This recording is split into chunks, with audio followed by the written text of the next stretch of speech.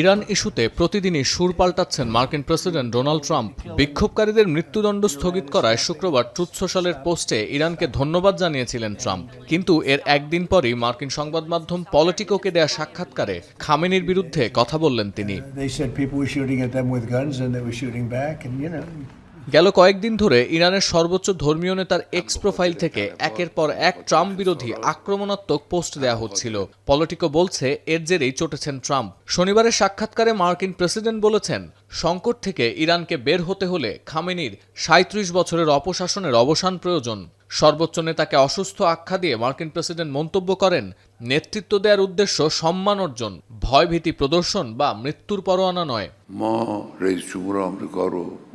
এর আগে জাতির উদ্দেশ্যে দেয়া ভাষণে প্রথমবারের মতো সাম্প্রতিক বিক্ষোভে হাজার হাজার মানুষ নিহতের বিষয়টি স্বীকার করে নেন ইরানের সর্বোচ্চ নেতা আয়াতুল্লাহ আলী খামেনি। তবে অমানবিক ও নৃশংস এই হত্যাকাণ্ডের পেছনে যুক্তরাষ্ট্র ও ইসরায়েলকে দায়ী করেছেন তিনি।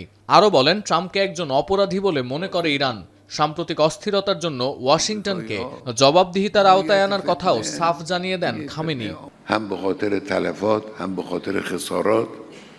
هم به خاطر تهمتی که به ملت ایران زد. ماهیت فتنه این فتنه آمریکایی بود. তবে মধ্যপ্রাচ্যে মার্কিন স্বার্থে আঘাত হানার পরিকল্পনা করছে ইরান। যুক্তরাষ্ট্রের স্টেট ডিপার্টমেন্টের এমন অভিযোগ অস্বীকার করেছে ইরানের পররাষ্ট্র মন্ত্রণালয়।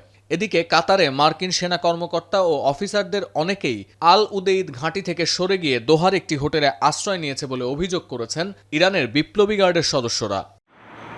এদিকে খামেনি প্রশাসনের শক্ত অবস্থানের জেরে ইরানে বিক্ষোভ থেমে গেলেও এখনও থমথমে পরিবেশ।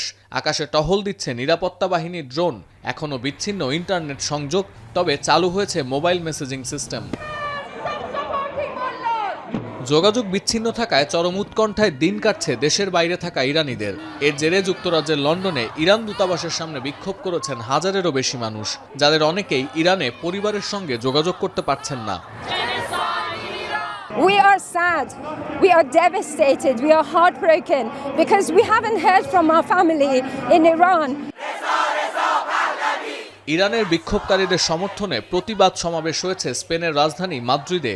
খামেনি সরকারের পতনের দাবি জানিয়ে প্যারিসে বিক্ষোভ করেছেন ফ্রান্সে বসবাসরত ইরানিরা।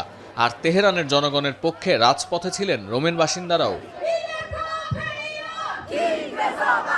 সতীর্থ কর্মকার, এখন বিশ্ব। কালার এক্সপার্ট এবং ডার্ক স্যাপ সমৃদ্ধ অরিক্স অ্যাডভান্স ডিটারজেন্ট পাউডার, আপনার লন্ড্রি এক্সপার্ট।